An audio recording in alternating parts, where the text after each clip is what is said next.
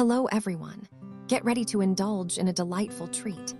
Today, we're making beehive cookies. These cookies are almost as amazing as their namesake, the honey bee.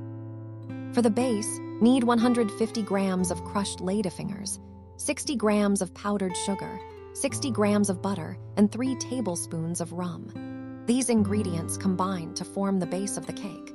Knead all of these ingredients into a single dough. Ensure the dough forms one solid mass.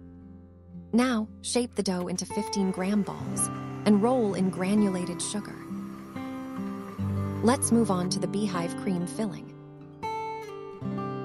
For the filling, 60 grams of butter, 2 tablespoons of rum, 60 grams of powdered sugar, and egg yolk.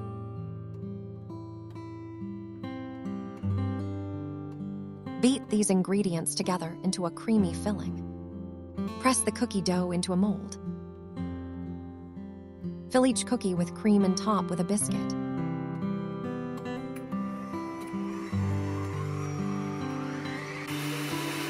Repeat the process and remove the cookie from the mold. The beehives are now ready. Enjoy.